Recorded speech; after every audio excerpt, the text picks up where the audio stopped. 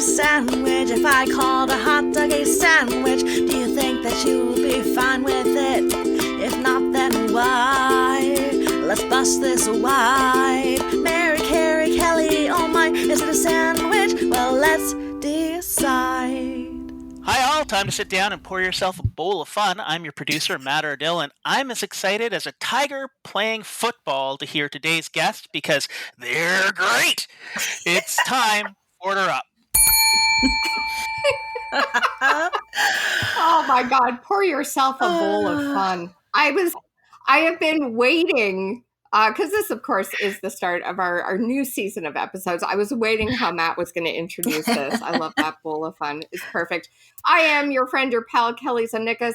I am one of your hosts of Order Up, and this is our brand new season where we are tackling a question that, had my co-host Carrie not brought this up, I never in my life would have thought of this, is cereal soup. Carrie Haim, where did this come from? I'm going to tell you, Kelly Zemnikas. Hi, it's Carrie Haim. My brilliant daughter, Molly, was listening. When we discussed our season 1 big question, is a hamburger a sandwich? We delved into discussion, as you do. And she said, Mommy, is cereal a soup? And I went, oh, that is a question. I never thought about it. So I think we should dig deep. Absolutely. Now, I've got to say right off the bat, the moment you asked that, my brain exploded. I went, yes. It's like I had a moment. It's like the heavens opened. What are your thoughts on the question, Carrie? Is cereal soup, in your opinion?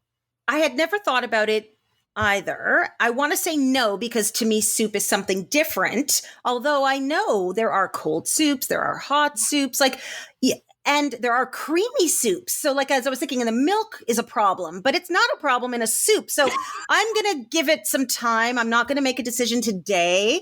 Okay. I'm going to waffle a bit and just wait and see until we get some more info. That is fair. Our next co-host up for the question, Mary Kennedy, is cereal soup? Well, you know me. I like to do my research before I get on the line with y'all. So I was sitting down at our Thanksgiving post lunch because we wait to eat the leftovers till the evening. So we had some salads and some sandwiches, and I posed the question to both of my children who are teens, and they both said, no, it is not soup. And my husband said, you're freaking nuts. So that is what now I feel that yes, cereal could be a soup. Ooh. Because gazpacho is cold. So it could be a soup where I unlike in the last podcast is a hamburger sandwich, which we all know I said no till the bitter end. Soup to me is not reserved for dinner. I can have soup all the time. Okay. So why not have cereal as soup for breakfast? Okay. Exactly. It's morning soup. It's morning soup. That's what I'm calling it. I'm going to bring that up tomorrow. Everybody come and have your morning soup. Now, Matt, what are your thoughts on the question? Are you yes, no, maybe? I'm maybe. I mean, I may be leaning towards yes. The only thing that makes me think maybe it's not is you don't cook it in any way. Whereas yes, you can have gazpacho is cold soup, but it's still cooked. So it's but that's a technicality. Well, I'm leaving cereal.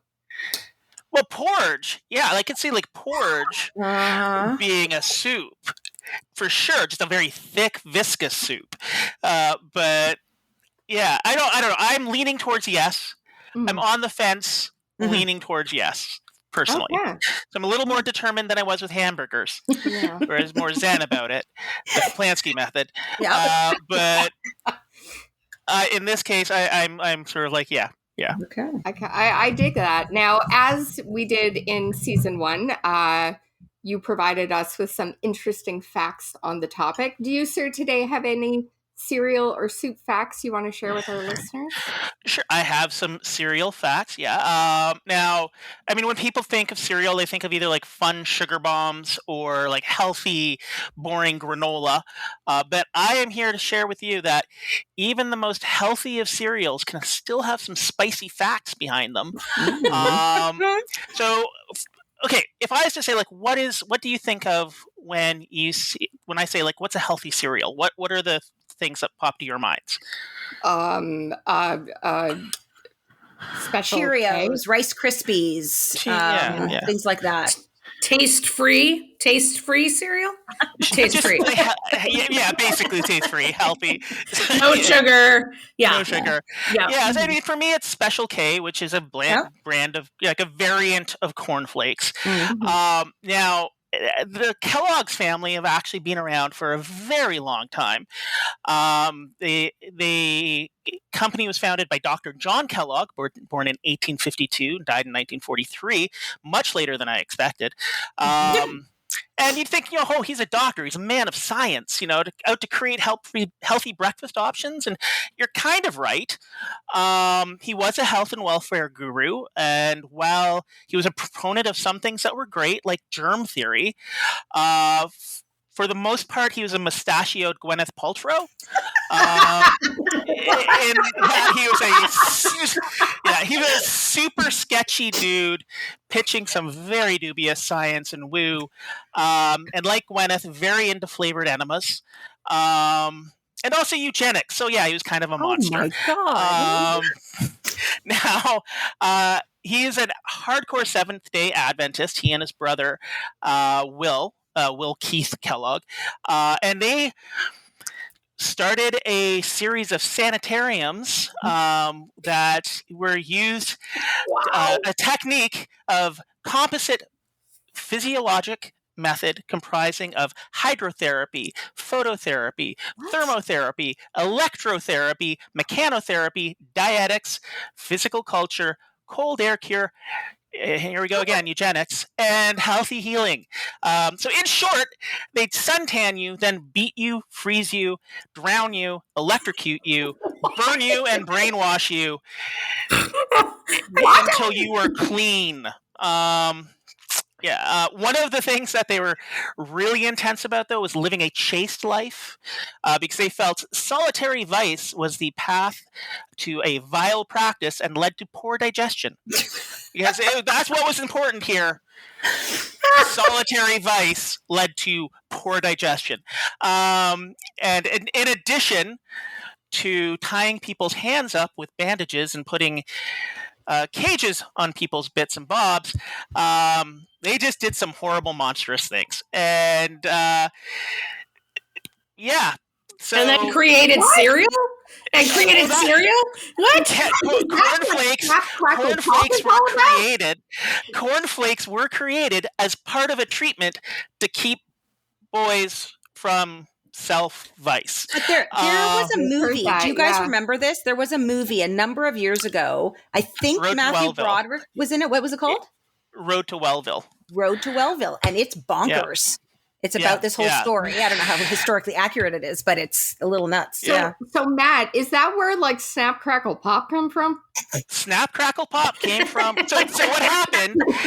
They had a huge falling out, Will and the good doctor, because Will was primarily an industrialist. He wasn't so much into the kooky woo. He was like, I just want to make money. So he's like, I'm going to put sugar on cornflakes.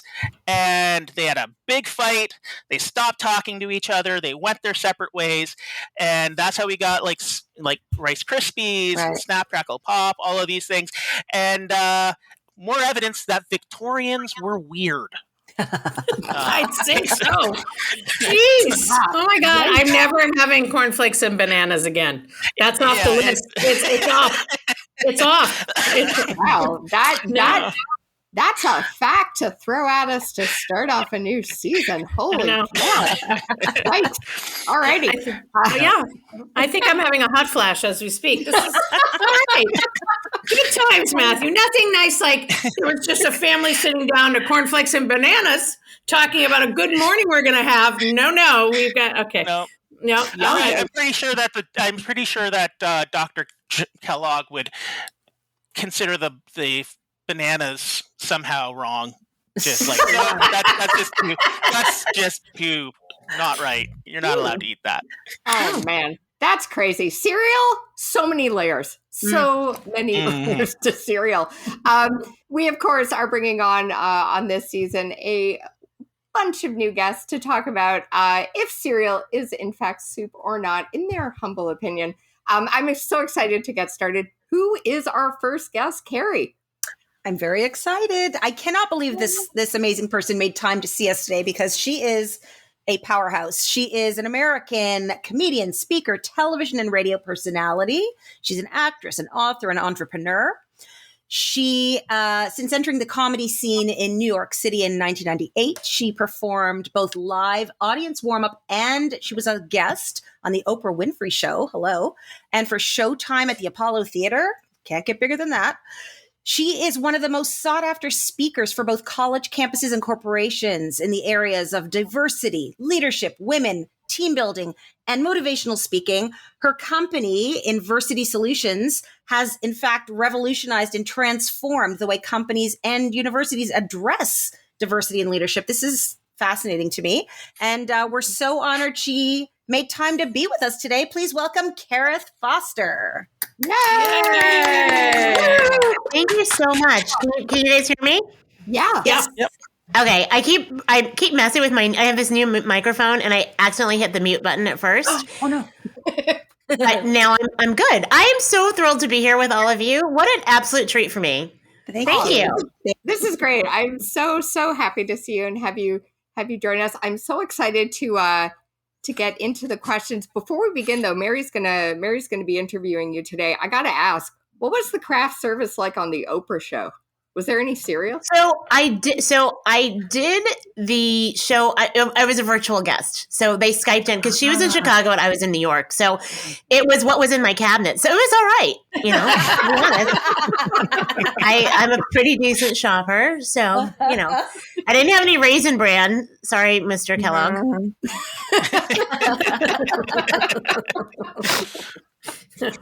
Yeah. Don't be. We'll find something wrong with me. But Mary is going to be tossing the questions your way. So Mary, let's get started. Yes. And another thing to add to her beautiful resume is Karith and I came up together in comedy in New York. So I knew Karith way back when we were sharing pizza and drinking water because we didn't have money. So anyway, but yeah, it's so true. So anyway, so Karith and I go way back, and she wore my wedding dress on her wedding. So there's a lot. So these are our 6 questions. And I'm interested to know this stuff too, because I just am. So let's see. Karith, what was the first thing you learned how to cook? The first thing I learned how to cook that I could cook on my own, and this is how long ago it was lemon chicken. Ooh. And it was so long ago that it was before boneless breasts were a thing. So I would have to debone the chicken breasts. Wow. And then flatten them and marinate them in lemon juice and water. And then I would, bread them, put the egg wash and bread them with the flour and the breadcrumbs. And then I would make, that's like the first official, like real meal. You know what I mean? Like, yeah, I can make sandwiches, but the one where I felt like kind of a grown up. But I was doing it about like 10, I'd say. Oh, wow. Yeah. Wow. It's my specialty. I'm known for my lemon chicken in certain circles, you know. Wow. Not to brag. I think I had your lemon chicken and some salad. You've had my lemon chicken. You've had my lasagna. Your family's had my lasagna. Yes, I have. So it's those 2 dishes that I think are my like top 2 go-tos for not screwing it up. Yeah, those are great. What meal takes you back to childhood? So anytime, it doesn't matter where I am, anytime I smell onions and garlic sauteing in olive oil, I just think of home. I think of my mom cooking. It's yummy. And I know whatever it's going to be, it hopefully is going to be good. But like if my mom was making it, it was usually going to be pretty delicious. So, whatever my mother can cook. Like I I'm not the chef in our house. My husband does most of the cooking. And it's not that I can't. I just would prefer to do other things with my time. But like, and I'm a Cancerian. So for me, like cooking is love, right? Like you feed people, that's love. And so I enjoy doing it when I have the time and it's like, I'm motivated to do it.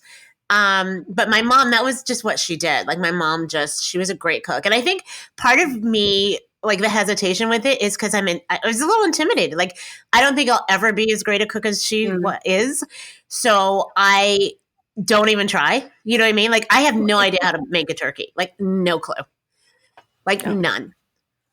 Yeah, so. I don't either. No. And my husband cooks too. And you've had my husband's food. I have. And it is good, although he doesn't believe in vegetables, so we have to bring them in. And I have to say that I get it. I have tasted your mom's cooking too. It's very, very good. My mom it's loves excellent. It. Yeah, and I love your mom too. Does your spouse or partner have a food habit that drives you nuts? Example, puts ketchup on eggs. So he puts everything on it. My husband's Australian, just for the record. And just like Australian people, God love them, have no filter.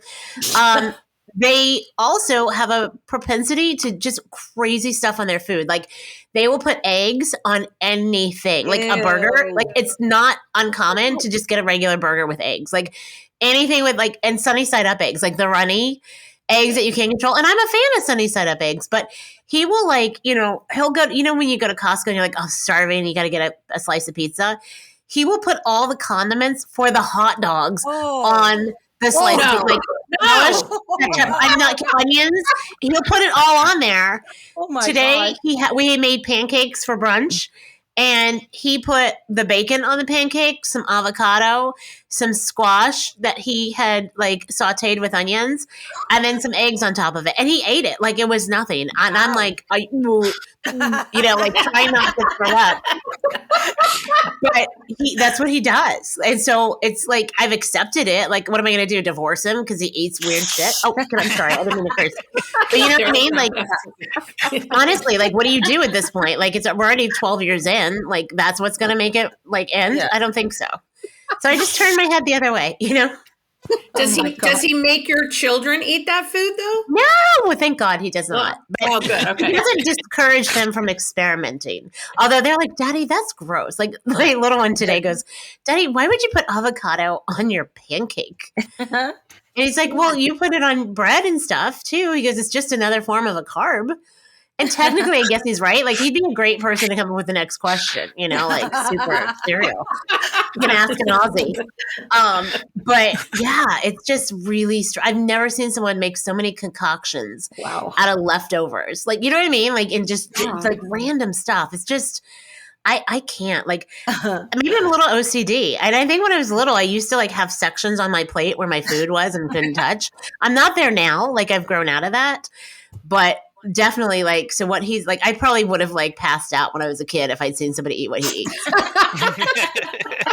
I am fascinated by this because, and I am kind of going away from the questions that our research Kelly has put together, but I have to ask this because when you started dating, this is from another one of our questions before, Kelly.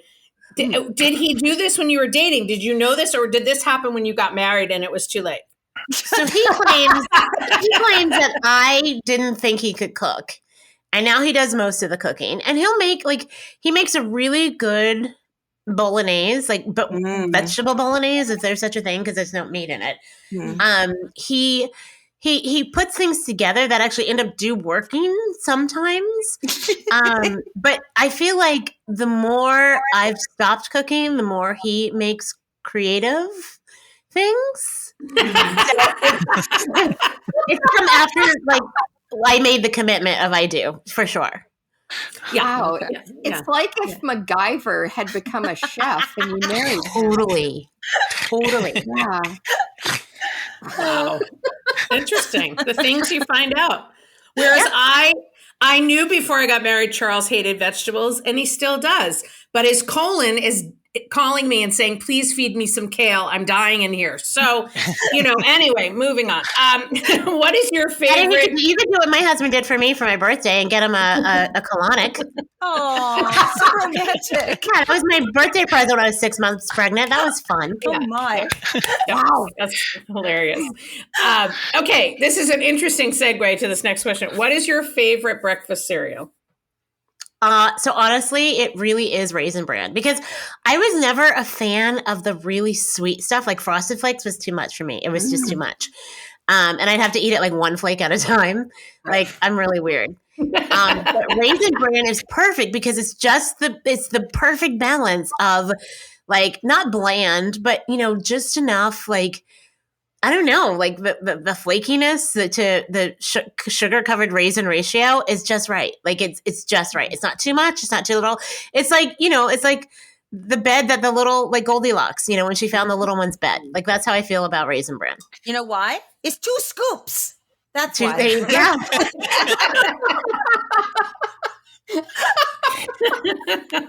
True. Yeah. But now this is post Raisin Bran, right? Not Kellogg's. No, it is Kellogg's. Sorry. Yeah, I know. I didn't know the whole history. I mean, I knew he was a little freaky deaky, but I didn't know like all that stuff like that Matthew just shared. Like that's a bit much. Like that's kind of like Kinsey stuff. Like when you start learning about Alfred Kinsey and like what he did, you're like, whoa, what? Yeah. But I used to also love Grapenuts. Like I was a big fan of Grapenuts. Yes. So good. Yes, not too sweet. Grapenuts. What, Kelly? Are there grapes and Grapenuts? There are no grapes and grape nuts, which is ironic. It feels like you're eating a little bit grape seeds sometimes, but there's no grape nut. There's no grapes and grape nuts. And there's no nuts and grape nuts because I'm allergic to nuts. No, it's a really ironic name for cereal, right? It kind of tastes like who did that? Gravel with milk.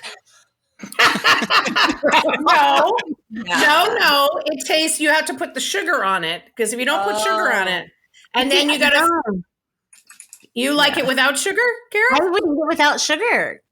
Yeah, no. I know. I'm odd. But my grandmother. I put sugar on my grapefruit a little bit. I just do. Yeah, me too. It's 125 years old. What is Grapenuts? Grapenuts are 125 years old. I did not know that. Wow. But they aren't Kellogg's. They're Post, so they're not made by monsters. Well, and my grandmother went to a place called Russ Treadwell's in Massachusetts that had grape nut ice cream, which was so delicious. So, Karith, next time you're in Massachusetts, we're getting grape nut ice cream if we're there together. It's delicious. Now, it is. Does it say anything there of like where the name came from? Yeah, they were sponsored by Rear Admiral Richard E. Byrd on his 1933 expedition to Antarctica, and he did ads over the shortwave radio. That's so crazy. They were part of jungle rations in Panama for the U.S. Air Forces. Oh my God! Wow. Edmund Hillary brought them to climb Mount Everest. Wow. Yeah. This is a storied cereal. Huh. Yeah, but would that be the first thing I would choose though? I don't know. You know how they say if you were on an island and you only had certain foods? Yeah, there's certain, or what would you eat if that was there? If grape nuts was an option, I don't know if that would be my first choice. No, not for me. No. I don't, There's a Canadian cereal. I believe it's called Red River. Yeah. It is one of the blandest things I've ever. It's hot cereal, right? Oh, I'm not. It is It's a good punch of fiber, but oh my God, that's well. And speaking of Canadian treats, let me tell you how much I enjoyed. Did you like your Canadian treats? What was your favorite? My favorite Canadian treat was the Aero chocolate. The ketchup chips were a bizarre experience. I don't like them. My kids like them. I'm not a huge fan. Did you try the Coffee Crisp chocolate? I have not. Oh, that's a good one too. That's a good one. My Coffee Crisp. Yeah, that's a good one. All right. So Karith is back. Yeah. Yay. It's totally I've different. got to say, Karith, I'm with your hubby on putting eggs on things. I will put an egg on No. something. No, In a heartbeat, really? that is I wrong. really will. No avocado on pancakes, though, but I will put eggs on You put pizza. avocado on everything and just about eggs on just about everything. But it's because it's a protein, and avocado is a healthy fat, which Right. is what we're supposed to be eating, you know? And it's good. I actually made fried avocado once. I found a recipe. Oh, I've never heard of And it that. was really, or baked avocado. It was like, I didn't fry it, I baked it. And it was actually quite delicious. It was a That good little sounds snack. good, actually. Yeah. But we're supposed to have fat. Like our brains need fat. We Yeah, just for need sure. healthy fat, you know? So all this non-fat stuff is kind of crazy. And we think about that, like everybody's like, oh, don't eat fat. Well, that's what your brain needs, and it's what your brain is mostly. So like we always like wonder, like my husband, when we see these things about like these, you know, that you can like, it's all the ads that pop up on, you know, social media.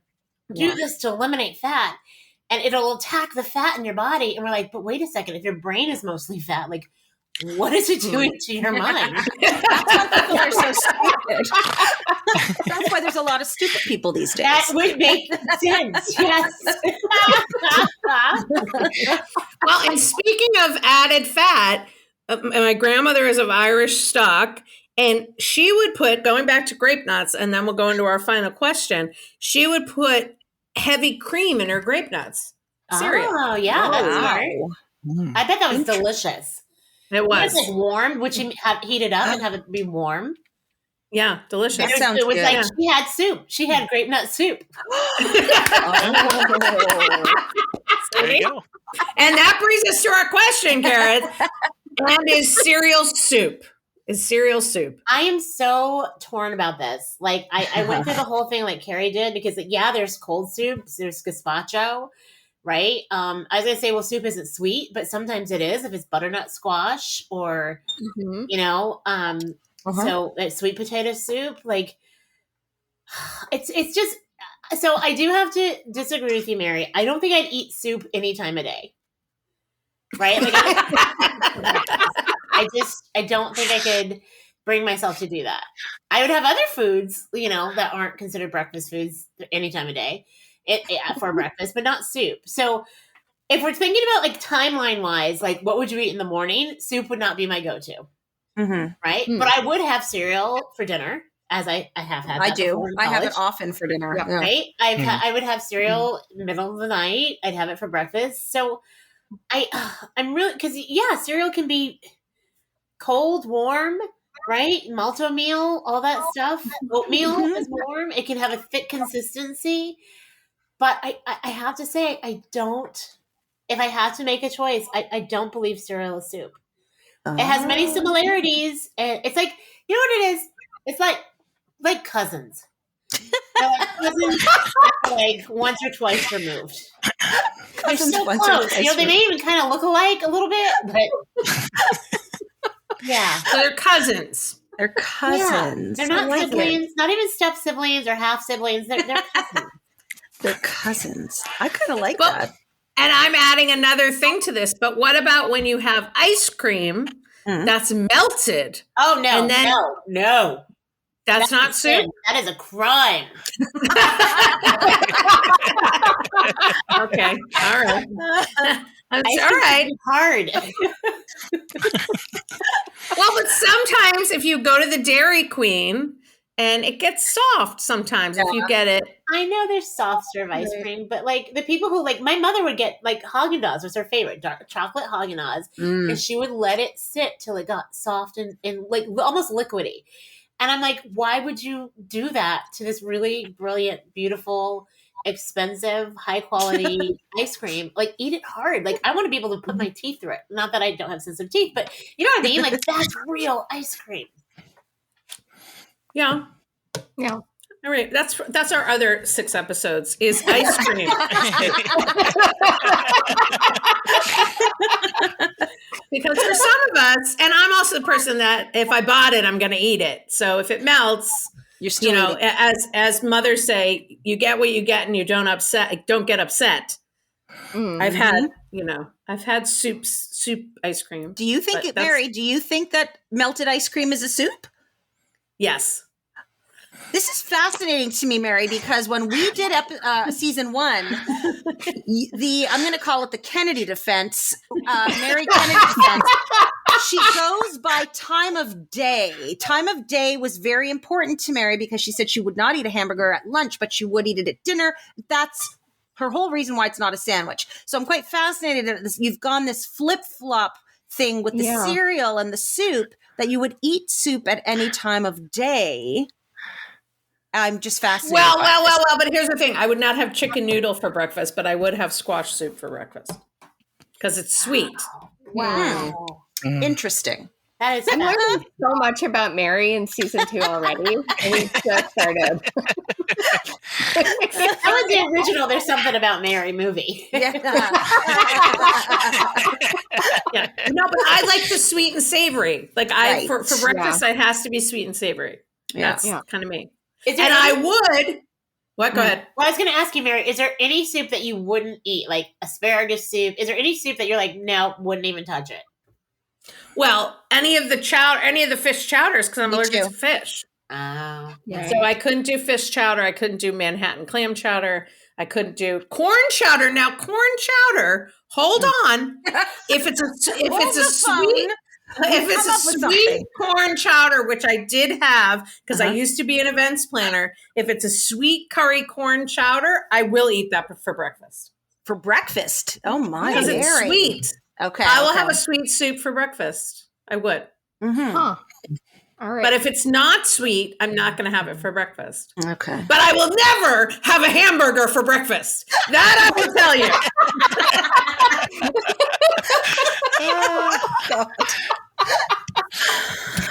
Oh my gosh. Sorry, guys. I'm sorry. But no. I mean, I think Karith, would you have a hamburger for breakfast? In a heartbeat. You would?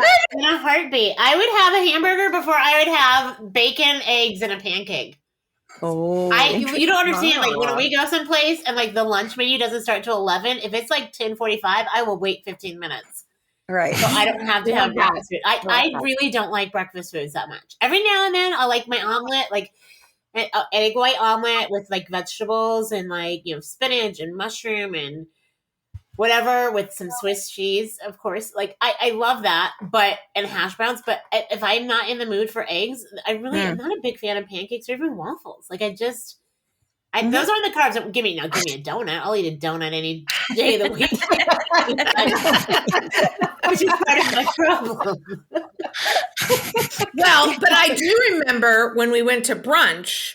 I got the sweet and savory, and you did get, was it chilaquiles? Is that what you got? Chilaquiles. Yeah, you got that. And nachos with eggs on it. Like, it's still basically. You know what I mean? Like, it's a lunchtime, anytime meal. Like breakfast nacho.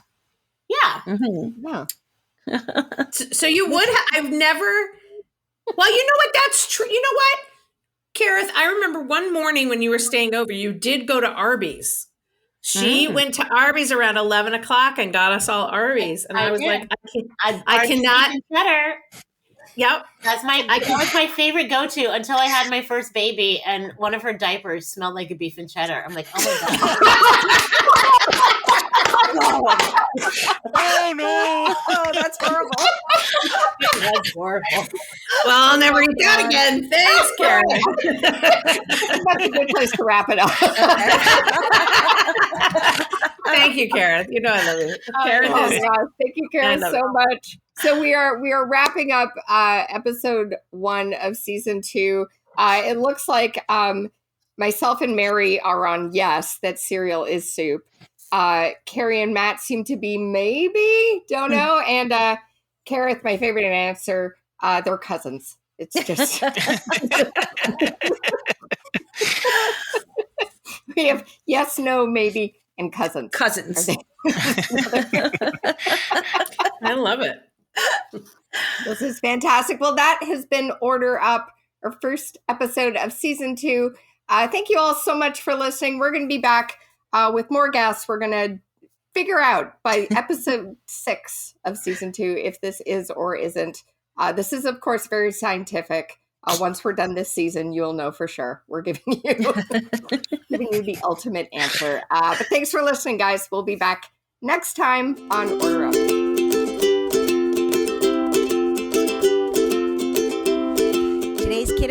is 10-year-old Jack.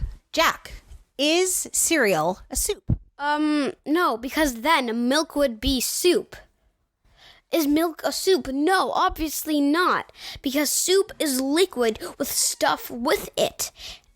And I guess then the milk would be the soup and the cereal would be the stuff.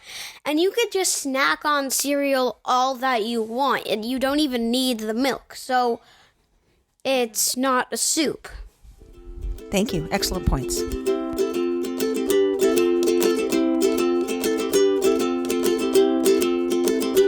Order Up is hosted and produced by Matt Ardill, Mary Kennedy, Larry Hayne, Kelly Zemeckis. and original music is by Rebecca McDonald.